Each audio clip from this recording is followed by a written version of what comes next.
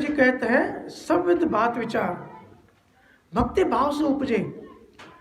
देखिए भाव मतलब क्या, अब सबने सुना है कि जो कर्म होता है, ये तो अभी हमने प्रारब्ध कर्म की बात की कि हमारा जो जीवन है, ये जो शरीर है 5 तत्वों का, ये प्रारब्ध कर्म है, ये भोग शरीर कहते हैं इसको। ये कर्मों से हम भोगते हैं। हमारे जो भी माँ बाप होते हैं, भाई बहन होते हैं, हम उनको नहीं चूज करते, कर्मों की वजह से हमको सब मिलता है, तो उसको प्रारब्ध कर्म कहते हैं। लेकिन फिर क्रियावन कर्म क्या होता है, नए कर्म कैसे बनते हैं? तो नए कर्म बनते हैं भाव से। जो भी नियत हम करते हैं, जो भी मन में हम भाव करते हैं किसी के लिए, कहते हैं ना किसी के लिए अगर बुरा भाव करेंगे तो वो आपके ऊपर ही आएगा, किसी के लिए अच्छा करें तो आपके साथ अच्छा होता है। तो ये ऐसा है कि हम जैसा कर्म करेंगे वैसा भोगेंगे। तो गुरु महाराज ने देखिए उस समय कितनी बड़ी बात बताई, भक्त भाव से उपजे। तो जैसे संसार के कर्म, अगर हम संसारी हैं तो संसारी जरूर भाव बनाएंगे, तो संसारी भाव बनाए तो संसारी कर्म पैदा होंगे। और अगर अध्यात्म, अगर भक्ति के भाव करेंगे तो भक्ति पैदा होगी। भक्ति भाव से उपजे सुन जो सब संसार, सारे संसार सुनो। भक्ति जो है वो भाव से पैदा होती है, प्रेम से पैदा होती है। जन सुखदेव जी कहते हैं सब विद बात विचार। बाकी सब विद्या तो विचार की है, असली बात भाव है। इसलिए मैंने शुरुआत में कहा कि आप जितना भी भजन सिमरन कर रहे हो, जितनी भी चर्चा करते हो आप, हालांकि आप सब में तो ऑलरेडी आंखों में बहुत प्रेम है, बहुत ज़बरदस्त भाव है। मैं बड़ा आप सबसे मिलके बहुत ही खुश हूँ। इतना स्नेह, इतना प्रेम, इतनी सहजता हमारे मुंबई में देखने को नहीं मिलती। आप सब अगर मुंबई आएंगे आपको बड़ा वहाँ पे अजीब लगेगा। आप सबकी आंखों में बहुत प्रेम और बहुत समर्पण, बहुत स्नेह है। तो भक्ति उपजी हुई है पहले से ही। तो गुरु महाराज कहते हैं, जन सुखदेव जी कहते हैं सब विद बात विचार, प्रथम दया विचारिए झूठे कड़वी बाण। कहते हैं कि ऐसे जो संत होते हैं जिनके अंदर भाव आ जाता है भक्ति का, सबसे पहले तो उनके अंदर दया भाव आ जाता है। अब देखिए हम सब इंसान हैं, कोई जानवर किसी पर दया नहीं कर सकता। हम देखते हैं दूसरे धर्मों में जानवरों को काट के खाते हैं, और जो आध्यात्मिक इंसान होते हैं और जो केवल ज्ञानी का ज्ञान है, वो जानवरों को उल्टा खाना देते हैं, उनकी हेल्प करते हैं, उनकी दया करते हैं। या जो भी भक्ति में आता है ना, उनको एक करुणा आती है, एक दया आती है।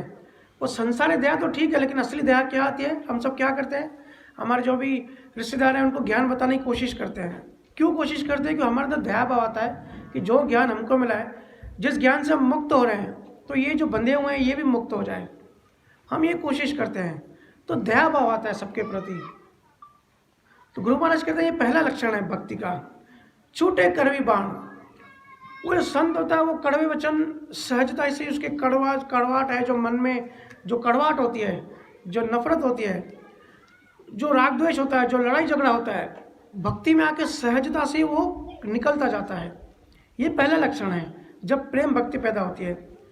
प्रथम दया विचारिए छूटे कड़वी बाण, पहले दया और करुणा आती है, और फिर धीरे धीरे जो कड़वे वचन है, कड़वा बोल, किसी का अपमान करना, किसी ने हमारा अपमान कर दिया तो हम उसको सह लेते हैं, ठीक है प्रारब्ध कर्मों में होगा। लेकिन कोई संत दूसरे का अपमान जानबूझ के नहीं कर सकता, उसके अंदर से निकलेगा ही नहीं। क्यों नहीं निकलेगा? क्योंकि भक्ति आ गई, श्रेष्ठ चीज आ गई सबसे। तो भक्ति सुखराम कहे जद कद उपजान। गुरु महाराज कहते हैं तो भक्ति पैदा होती है, और जैसे तैसे सहजता से वो इंसान आगे बढ़ता जाता है। साक शब्द को कान दे वैसे संगत में जाए, तो भक्ति सुखराम के जद कद उपजाए। गुरु महाराज कह रहे हैं कि अगर कोई बंदा किसी संगत में जाएगा, कहीं सत्संग सुनेगा, वहाँ सिर्फ थोड़ा सा ही अगर राह चल रहा है, थोड़ी सी भी अगर उसके कान में बात चली गई, केवल ज्ञानी का आवाज़, मैंने कहा ना आवाज़ भी तरंगे हैं, जैसे हमारे मोबाइल फ़ोन क्या है, तरंगे हैं, हमारी आवाज़ भी तरंगे हैं। तो ऐसा जीव अगर समझो किसी गाड़ी से जा रहा है और कहीं सत्संगत हो रहा है, तो अगर कोई निरक्षरी संत कुछ बोल रहा है, वो आवाज़ अगर किसी संसारी के कान में भी चली जाएगी तो उसके अंदर भक्ति पैदा हो जाएगी। देखो कितना पराक्रम है, कितनी ऊंची बात है। साख शब्द जो कान दे पैसे संगत में जाए, साखी कह ली, उसने सहज सुन ली, संगत में जाके बैठा, अब इच्छा नहीं है अगर, लेकिन फिर भी कहीं जाके बैठा, चलो सत्संग सुनते हैं, भले अंदर से इंटरेस्ट नहीं है, क्योंकि अगर उसके पिछले जन्मों के कर्म भारी कर्म होंगे तो जल्दी भक्ति में उसको आने नहीं देंगे। लेकिन फिर भी अगर नेचुरली ज्ञानी का आवाज़ उसके अंदर चला जाएगा तो कहीं ना कहीं उसके अंदर कैवल्य का बीज पैदा हो जाएगा, भक्ति उसके अंदर पैदा हो जाएगी। तो भक्ति सुखराम के जल से तो उपजा है। तो गुरु महाराज कहते हैं कि तो उसके अंदर भक्ति पैदा हो जाएगी। संता की संगत करे ज्यों त्यों करके आन, तो उपजे सुखराम के भक्ति वेद बखान। संता की संगत करे ज्यों त्यों करके आन, जो संतों की संगत करता है। जैसे एक होता है संगति, एक होता है कुसंगति। विठलराव समाज में हमने ये सुना है कि हमारे अंदर राम भी है, हमारे अंदर काम भी है। अगर हम संतों की संगत करेंगे तो हमारे अंदर राम पैदा होगा। अगर हम कुसंगति करेंगे, संसारी लोगों की संगति करेंगे तो हमारे अंदर काम पैदा होगा। सब कुछ हमारे अंदर ही है, बाहर कुछ नहीं है। हम जिसकी संगति करते हैं हमारे अंदर वो प्रकट हो जाता है। तो गुरु महाराज कहते हैं संता की संगत करें ज्यों त्यों करके आन। जैसे तैसे अगर कोई संतों की संगत भी करता है, ज्यों त्यों करके आन मतलब जैसे कैसे भी। अगर कभी कभी ऐसा होता है कि एक ही परिवार में कुछ लोग संतों को मानते हैं, कुछ लोग नहीं मानते हैं, लेकिन अभी बड़े अगर संतों की रेस्पेक्ट करते हैं, मान करते हैं, तो फिर छोटे भी सोचते हैं चलो हम भी करते हैं। तो जैसे तैसे अगर उन्होंने दिल से ना भी किया लेकिन संतों की सेवा करी, संतों की संगति करी, उसका भी उसको फायदा होगा, उसका भी बीज उसके अंदर वो भक्ति का बीज पैदा हो जाएगा। तो भक्ति सुखराम के जल से उपजे आए, उसके अंदर भक्ति पैदा हो जाएगी। हरजन के घर जाए के अन्न जल करे आहार। हरजन मतलब संत। अगर कोई संसारी इंसान किसी संत के घर जाता है या संत अगर किसी संसारी के घर जाता है और उसके घर का खाना पीना खाता है,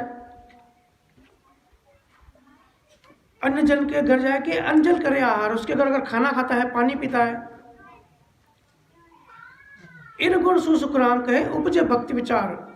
इससे भी हमारी प्रथा की हो, कभी हम सोचते हैं कि ऐसा हम अतिथि बहु भव हमारा जो है ये मंत्र है कि कोई मेहमान आता है उसको प्रेम करो, उसकी रेस्पेक्ट करो। या जो भी संत है, संत अगर किसी घर चला जाए तो उसको बड़ा प्रेम, बड़ा स्नेह देते हैं। ये प्रथा है। ये प्रथा क्यों बनी? क्योंकि जो पहले के जो विद्वान थे, जो बुद्धिजीवी थे, उनको पता था कि अगर कोई संसारी मन है जो अपने आप से ऊपर नहीं उठ सकता, लेकिन संतों की सेवा करी, संतों को खाना खिलाया, और कुछ नहीं तो संतों को अगर पानी भी पिलाया तो उससे भी भक्ति उपज जाती है। बहुत सारे अभी तो गाड़ियों में सब यात्रा करते हैं, पहले पैदल पैदल यात्रा करते थे। तो ऐसे रिवाज था कि जिस भी गांव से, जैसे गुरु नानक थे वो पैदल यात्रा करते थे, तो जिस भी गांव से संत गुजरते थे तो उसको उनका आदर करते थे, उनको पानी तो कम से कम पानी तो पिलाते ही थे, क्योंकि उनको ये विज्ञान पता था। अभी तो क्या, अभी सिर्फ प्रथा हो गई है। लेकिन इसके पीछे कारण क्या है? इसके पीछे कारण ये है कि अगर किसी के अंदर भक्ति नहीं भी है तो पानी पिलाने से, संतों को खाना खिलाने से, संतों का आदर करने से भी हमारे अंदर भक्ति पैदा होती है। वो जो बीज है, वो जो माया जो हमको फंसा के बैठी है, तो गुरु के सामने माया टिक नहीं सकती। जहाँ भी गुरु आए माया भाग जाती है।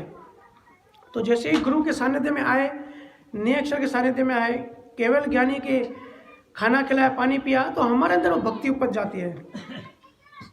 आगे महाराज कहते हैं आसो आदर भाव को जो न राखे कोई, तो भक्ति सुखराम के जल से उपजाए।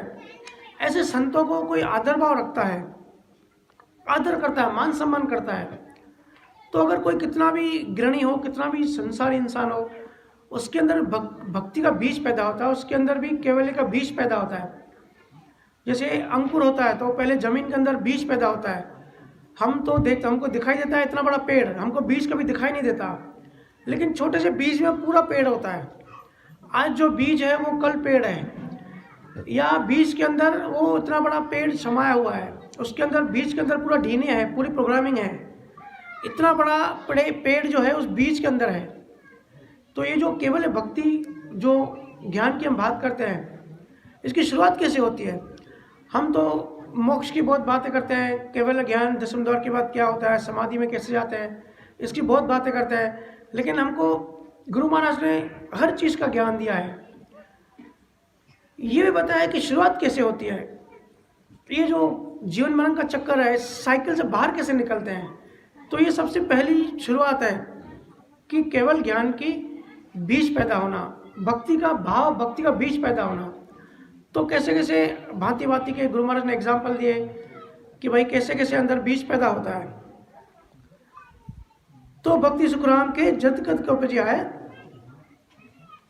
आगे गुरु महाराज कहते हैं, हरिजन की महिमा करे पक खांचे बिन छे, ताको हर सुखराम कहे भक्ति दे अण दे। हरिजन मतलब हरि के जन, हरि मतलब परमात्मा, परमात्मा की जो बात करते हैं, परमात्मा में जिनकी श्रुति रहती है वो हरिजन। हम हरिजन कुछ और समझते हैं, लेकिन वो महात्मा गांधी वाला हरिजन की बात नहीं हो रही है।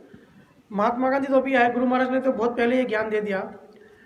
हरिजन मतलब हरि का जन, परमात्मा की जिसको प्यास है, जिसको परमात्मा की प्रेम है, जो मुक्त होना चाहता है, जो मोक्ष में जाना चाहता है, वो हरिजन। तो ऐसे संतों की, ऐसे हरिजनों की जो महिमा भी करता है, जो महिमा मतलब जो महिमा मंडल करता है, जो तारीफ भी करता है, उनकी बातें करता है, उसके अंदर भी गुरु महाराज कहते हैं, ताकू हर सुखराम कहे भक्ति दे अण दे। उसके देह के अंदर वो भक्ति पैदा हो जाती है। देखो, ऐसे भक्ति पैदा होना आसान बात नहीं है। अगर सोचो हम जापान में पैदा होते, रशिया में पैदा होते, भारत खंड से बाहर पैदा होते, तो हम थोड़ी भक्ति की बात करते। वहाँ तो भोगते हैं, काम करते हैं, कामकाज करते हैं, पैसा कमाते हैं, खाते पीते हैं और जीवन अपना व्यर्थ करते हैं। उनके अंदर क्योंकि भक्ति ही नहीं है। केवल ज्ञानी सारे यहाँ पे ईस्ट में क्यों है, वहाँ पे क्यों इतने कम केवल ज्ञानी है विदेशों में? क्योंकि वहाँ भोग, जिनके कर्मों में भोग शरीर ज़्यादा होता है, वो विदेशों में पैदा होता है। और जिनको भक्ति में थोड़ा, भक्ति का पिछले जन्मों में बीज होता है, तो वो हिंदुस्तान या भारत खंड में पैदा होता है और किसी न किसी केवल ज्ञानी के आसपास पैदा होता है। फिर वो केवल ज्ञानी उसको आगे बढ़ा के, जहाँ उसकी यात्रा रुक गई थी, उस यात्रा को इस जन्म में आगे बढ़ाते हैं। तो गुरु महाराज कहते हैं, हरिजन की महिमा करे पक खांचे बिन छे, ताकू हर सुखराम कहे भक्ति दे अण दे। हरिजन के सामो मिले जे लुक लागे पाए, ताके सुन सुखराम के भक्त उपजाए। हरिजनों के सामने भी मिले। बहुत बार ऐसा होता है कि हम बसों में घूमते हैं, ट्रेनों में घूमते हैं, तो देखो गुरु महाराज कितनी विज्ञान, कितनी आगे की बात कर रहे हैं। हम सब शरीर छोड़ देंगे, लेकिन हमारे जाने के बाद जो दूसरी पीढ़ी आएंगी, आगे जाके ये साइंस, ये विज्ञान इस बात को रिसर्च करेगा, इस बात को खोजेगा कि सही में अगर किसी के अंदर नियक्षर की तरंगे हैं और वो इंसान अगर बस में जा रहा है, ट्रेन में कहीं जा रहा है, उसके सामने भी अगर हम जाते हैं, तो उसकी नियक्षर की तरंगे उस संसारी जीव के अंदर जाएंगी और भक्ति पैदा हो जाएगी, भक्ति का बीज पैदा हो जाएगा। तो उसको फिर अगले जन्म में भक्ति के संजोग मिलेंगे। तो वो संत की देखो कितनी महिमा। ऐसा संत अगर किसी शहर में जाता है, गांव में जाता है, बस या ट्रेन में या हवाई जहाज में यात्रा करता है, तो वहाँ जो भोगी बैठे हैं, जो संसारी लोग बैठे हैं, जिनको भक्ति से कुछ वास्ता नहीं है, जो नास्तिक होते हैं, जो कहते हैं परमात्मा और कुछ नहीं है, मुक्ति वगैरह कुछ नहीं है, ऐसे नास्तिक लोग होते हैं, उनके अंदर भी भक्ति पैदा हो जाती है, उनके अंदर प्यास पैदा हो जाती है, उनके अंदर भी परमात्मा के एक पाने की एक ललक पैदा हो जाती है। फिर अगले जन्मों में वो गुरु को ढूंढते हैं, ज्ञान को ढूंढते हैं, और एक न एक दिन आके गुरु उनको भक्ति दे देते हैं। हरिजन के सामो मिले जे लुक लागे पाए, ताकि सुन सुखराम के भक्ति उपजाए। जो संतों के सामने आते हैं, उनके अंदर भी भक्ति पैदा हो जाती है। हरिजन सु अड़बी करे झगड़े सन्मुख आए, तागट सु सुखराम के जदगद भक्ति जाए। देखिए, ये बात इतनी गहरी है, मैं आपको बता नहीं सकता, और ये अनुभव की बात है। हालांकि इस सखी का जो मतलब है, कुछ लोग ऐसे निकालते हैं कि गुरु महाराज कह रहे हैं कि ऐसे संतों से जो झगड़ा करता है या केवल ज्ञानियों की निंदा करते हैं या उनका विरोध करते हैं, तो उनके अंदर भक्ति पैदा नहीं होती। लेकिन गुरु महाराज यहाँ पे कैसे कैसे भक्ति पैदा हो जाती है, भांति भांति से बता रहे हैं। तो यहाँ गुरु महाराज ऐसी गहरी बात कह रहे हैं कि अगर कोई केवल ज्ञानियों की निंदा भी करता है, कोई केवल ज्ञानियों से झगड़ा भी करता है, विरोध भी करता है, तो भी उसके अंदर भक्ति पैदा हो जाती है। देखिए कितनी बड़ी बात है। प्रेम करते हैं, उनके समर्पण करते हैं, तब उनको खाना खिलाते हैं, उनका मान सम्मान करते हैं, तब तो भक्ति पैदा होती है। लेकिन अगर संतों का विरोध भी करते हैं, तो विरोधी को भी पता नहीं है, उसके अंदर भी बीज पैदा हो गया। कितनी बड़ी महिमा की बात है। ये ऐसी चीज़ें आसानी से किसी को समझ में आने वाली नहीं है। ये बड़ा गहरा चेतना का इसमें अनुभव चाहिए। क्योंकि हमारा एनर्जी जो होती है, जो शक्ति होती है, उसका नियम ये है कि हमारा जहाँ ध्यान होता है, हमारा फोकस वहाँ जाता है, हमारी एनर्जी वहाँ जाती है। तो अगर हम संतों की निंदा कर रहे हैं या विरोध कर रहे हैं तो भी हमारा ध्यान तो संतों में ही है ना। हमारा हमारा ध्यान हमने नाम संत का ही लिया। किसी ने समझो कह लिया कबीर साहब का, या उस समय जो कबीर साहब सारे जो वहाँ के लोकल जो धर्म थे, जो कट्टरपंथी थे, उनको चोट करते थे, हिंदुओं को, मुस्लिमों को, सबको, तो वो कबीर साहब का विरोध करते थे। लेकिन ऊपर ऊपर से दृष्टि में देखोगे तो कबीर साहब के विरोध करते थे। लेकिन कबीर साहब का जो विरोध किया, जिन्होंने विरोध किया, उनका भी उद्धार हो गया, उनका भी कल्याण हो गया। उनके अंदर भी कबीर साहब ने भक्ति का बीज डाल दिया, उनको पता ही नहीं पड़ा। इसलिए कहते हैं कि संत बड़े करुणावान होते हैं, बड़ी उनकी महिमा होती है। संतों की जितनी तारीफ करो, ज्ञानियों की, गुरुओं की, उतनी कम होती है, क्योंकि बड़ी करुणा होती है। जो विरोध करें उनको भी वो, उनके ऊपर भी वो कृपा करते हैं। कृपा कैसे करते हैं? वो जो नियक्षर की जो तरंगें होती हैं, उनके अंदर जाके वो भक्ति का बीज जागृत करते हैं, जो कि सबसे, देखो कभी ना कभी तो शुरुआत करनी पड़ती है। जब तक शुरुआत नहीं होगी तब तक हम कहीं पहुंच नहीं सकते ना। हम यात्रा करते हैं तो कभी ना कभी शुरुआत करते हैं, तभी पहुंचते हैं। अभी हम सुबह अकोला से यहाँ पर आए, तो अकोला में हमने अगर शुरू ही नहीं करते तो यहाँ नहीं पहुँचते थे। तो शुरू, पहले कदम की बड़ी महिमा होती है। तो गुरु महाराज यहाँ पहला कदम भक्ति में कैसे पैदा होता है उसकी बात कर रहे हैं। झगड़े सन्मुख आए तांग टू सुखराम के, जद जद भक्ति आए, उनके अंदर भक्ति पैदा हो जाती है। बोलो चूको आण के जे मेले प्रसाद, या गुण सो सुखराम के छूटे हुए जुगबाद। गुरु महाराज कहते हैं कि भूल से ही, गलती से ही अगर गुरुओं का कोई प्रसाद खा लेता है, या यहाँ पे ज्ञान भी समझ सकते हैं कि गुरुओं का ज्ञान सुन लेते हैं, गलती से भी कहीं वो वहाँ से गुजर रहे हैं, या कहीं किसी अपने मित्र के साथ वो चले गए, तो गलती से भी, मतलब ना चाहते हुए भी उन्होंने प्रसाद ग्रहण किया, या संतों का वचन, संतों का ज्ञान उन्होंने सुन लिया। गुरु महाराज कहते हैं भूल चूक से भी, भूलो चूके आण के जे मेले प्रसाद, या गुण सु सुखराम के छूटे हुए जुगबाद। ये गुण ये ऐसा पराक्रम है, इसमें भी इतना गुण है कि ये जो संसार है इससे वो छूट जाता है, छूटने की शुरुआत हो जाती है। अभी मोक्ष नहीं मिला, अभी दशम द्वार नहीं खुला, अभी एक एक स्तर नहीं खुला, अभी नियक्षर जागृत नहीं हुआ, लेकिन उसके अंदर प्रेम पैदा हो गया, एक शुरुआत हो गई, पहला कदम गुरु महाराज ने उसका उठा दिया। हर जन जहाँ चर्चा करे जे देखण को जाए, या गुण सुखराम के भक्ति उपजे आए। हर जन जहाँ चर्चा करें, जहाँ संत चर्चा करते हैं ज्ञान की, विज्ञान की, अल्टीमेट ज्ञान की, सत्य स्वरूप की, नियक्षर की, परमात्मा की, राम नाम सुमिरन की, कैसे कर्म डिलीट होते हैं, केवल ज्ञान विज्ञान की, जहाँ चर्चा भी होती है। इसलिए मैं हर सत्संग में कहता हूँ कि घरों में आप अगर टीवी वगैरह देख रहे हो, समय अपना खराब कर रहे हो, तो थोड़ा समय ज्ञान चर्चा भी करें। जैसे साथ बैठ के खाना खाते हो तो ऐसा 1 घंटा जरूर रखें घर में, जैसे बच्चों को भी बिठा के भक्ति की बातें करो, भक्ति की चर्चा करो। क्योंकि देखो आजकल के बच्चे बड़े भटके हुए हैं, बच्चों का जो है ना ऊर्जा बहुत बिगड़ रही है, बच्चों को इंटरेस्ट नहीं आ रहा है भक्ति में, क्योंकि बच्चों को रियल ज्ञान नहीं बताया जा रहा है। बच्चों को अगर आप ऐसे ही एक कट्टरपंथी की तरह बताएंगे तो वो बच्चे इंटरेस्ट नहीं डालेंगे, वो बोलेंगे क्या इसमें पढ़ा है, क्योंकि भक्ति मतलब प्रेम। और बच्चे देखते हैं कि हमारे मम्मी पापा आपस में झगड़ा कर रहे हैं, उनके बीच में प्रेम नहीं है, तो भक्त कहाँ से हुए। और बच्चे बेचारे मासूम होते हैं, वो प्रेम ढूंढते हैं, तो उनको घर में प्रेम नहीं मिलता तो वो बाहर खोजते हैं। और घर का वातावरण ऐसे होता है कि प्रेम तो होता नहीं है, झगड़े झांटे होते हैं, मनमुटाव होता है, तो भक्ति का वातावरण नहीं बन पाता। इसलिए घर में एक टाइम फिक्स कर लो कि 1 घंटा, जैसे भजन सुमरन तो करते ही हो, सत्संग सुनते ही हो, लेकिन 1 घंटा ज्ञान चर्चा भी करें। ज्ञान चर्चा करने से जो हमारे बच्चे हैं, क्योंकि देखो बच्चों का, हर बच्चा जब पैदा होता है ना अपने साथ प्रारब्ध कर्म लेके आता है।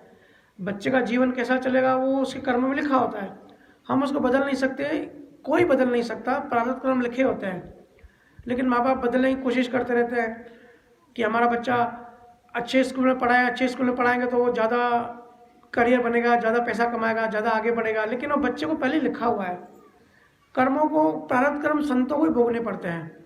गुरु महाराज ने बताया सिर्फ केवल भक्ति करने से प्रारब्ध कर्म सॉफ्ट होते हैं, लेकिन भोगने जरूर पड़ते हैं। तो अगर किसी घर, अब बच्चे क्यों पैदा होते हैं, बहुत बार ऐसे होता है कि पिछले जन्म में जो दुश्मन होते हैं वो इस जन्म में पति पत्नी बन जाते हैं, पिछले जन्म में अगर हमारे मित्र दोस्त होते हैं, प्रेमी होते हैं, जिसमें हमारा ज़्यादा मोह होता है, वो इस जन्म में हमारे बच्चे बन के आते हैं, तो बच्चों में हमारा मोह होता है। ऐसे अलग अलग कर्मों के जैसे अलग अलग लेन देन होती है। हमारे माँ बाप बन के आते हैं, हमारे भाई बहन बन के आते हैं। पिछले जन्म में जो हमारी पत्नी होती है, इस जन्म में बहन बन के आती है। जो हमारे मित्र होते हैं, जो टीचर होते हैं, वो हमारे दुश्मन बन के आते हैं। ऐसे कोई भी वही जहाँ जैसे जिसके कर्म होते हैं वही वो वहाँ बार बार जन्म लेता है। तो कभी कभी बहुत बड़ा अज्ञानी होता है या दुश्मन होता है, हम धंधे पानी में बाहर घूमते, बहुत सारे लोगों से दुश्मनी भी करते हैं।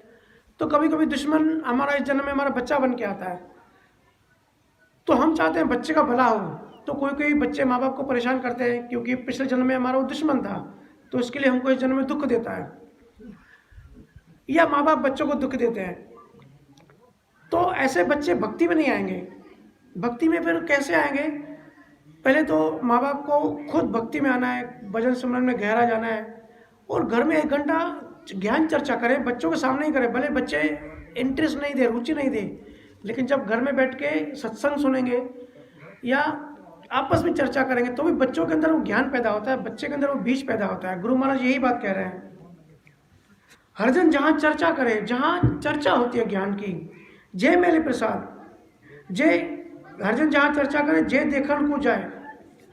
अगर किसी ने देख लिया, बच्चा घर में है, जरूर देख लेगा कि भाई मम्मी पापा ज्ञान चर्चा कर रहे हैं, ज्ञान की बात कर रहे हैं। या गुण सुखराम के भक्ति उपजा, इस गुण से भक्ति पैदा हो जाएगी। और मैं आपको बताऊं, आप अपने बच्चों का भला करना चाहते हैं, हर दुनिया में हर माँ बाप अपने बच्चों का अच्छा करना चाहते हैं। आप अपने बच्चों का ना अच्छा कर सकते हैं ना बुरा कर सकते हैं, किसी के हाथ में नहीं है, क्योंकि डोर सब कर्मों के ऊपर है। अगर बच्चों का या किसी का भला करना चाहते हैं, किसी का अच्छा करना चाहते हैं, तो उसके अंदर सिर्फ भक्ति का ज्ञान पैदा करिए, उनको भक्ति सिखाइए, उनको राम नाम सिखाइए। परमात्मा कैसे प्राप्त करें उसका ज्ञान दीजिए, तो आप उसका भला कर सकते हो। बाकी संसारी कोई ना कुछ बिगाड़ सकता है ना कोई भला कर सकता है, क्योंकि हमारा शरीर है, ये चलता है कर्मों से। ठीक है, आगे गुरु महाराज कहते हैं, ले प्रसादी संत की करे टेल भो बात, या गुण सुसुखराम के उपजे लिव की खाद। ले प्रसाद संत की, यहाँ गुरु महाराज प्रसाद मतलब ज्ञान की बात कर रहे हैं। कैसे भी तरह अगर वो संत की वो ज्ञान लेते हैं, ज्ञान सुनते हैं, करें डेल पे बात, और उस ज्ञान को फैलाने की सहयोग देते हैं, मेहनत करते हैं। जैसे आप सब संत हो, जैसे तारा सिंह जी बापू जी है, वो बहुत बड़ा सहयोग दे रहे हैं अपने जीवन का, बहुत हिस्सा वो यात्रा करते हैं, गांव गांव में जाके अलग अलग शहरों में मैं देखता हूँ। इस उम्र में भी बड़ी मेहनत करते हैं, ज्ञान देने का उनको भाव है, और ज्ञान चर्चा करते हैं, सब जगह घूमते हैं। तो हर कोई अलग अलग भांति से ज्ञान को बढ़ाने का सहयोग करता है। तो ऐसा अगर कोई भाव भी करता है कि ये जो ज्ञान हमको मिला किसी भी तरीके से, यूट्यूब की मदद से, या किसी को सहज में ज्ञान बता दिया, या यात्रा करके, या फ़ोन पे, या लिख के, किसी भी भांति से अगर हम गुरु महाराज का ज्ञान अगर किसी को बताते हैं, तो गुरु महाराज कहते हैं अगर हमारा ऐसा भाव है तो भी हमारे अंदर भक्ति पैदा हो जाएगी।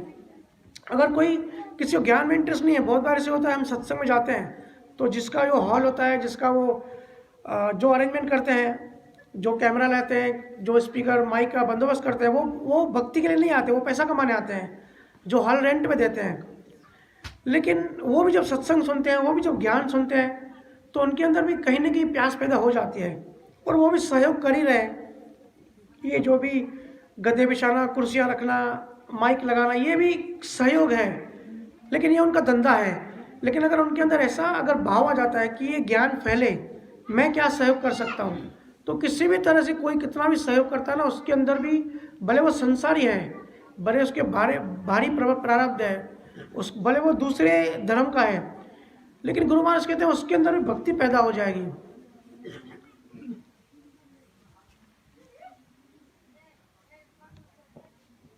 ले प्रसादी संत की करे टेल ब्यो बात, करे टेल ब्यो बात मतलब भांति भांति से सहयोग करता है ज्ञान बताने में, ज्ञान फैलाने में। या गुण सुसुखराम के उपजे लिव की खाद। लिव की खाद मतलब अगर किसी का भाव है कि सबको ज्ञान मिले, जो ज्ञान मुझे मिला है वो ज्ञान सबको मिले। अगर कोई ऐसा भाव भी करता है तो उसका भजन सुमिरन और ध्यान समाधि इतनी गहरी लगती है। लिवबंद बंधन मतलब लिवबंद भजन किसको कहते हैं कि मन चित बुद्धि अहंकार एक हो गया, एक रिदम आ गई, एक गहराई आ गई। गहरे चित्त से जब चित्त जुड़ जाता है, पूर्ण जब प्रेम में समा जाते हैं, तो ऐसा उस व्यक्ति का भजन सुमिरन होने लगता है, जो ऐसा भाव करता है कि जो ज्ञान मुझे मिला है इससे ऊपर कोई ज्ञान है नहीं, ये जो ज्ञान मुझे मिला ये संसार को सबको मिले। ऐसा हो सकता है वो कोशिश उसके कर्मों में लिखी या नहीं लिखी वो बात की बात है, लेकिन ऐसा भाव करने से, ऐसा विचार जो करता है उसको देखो गुरु महाराज कह रहे कितना बड़ा फल मिलता है।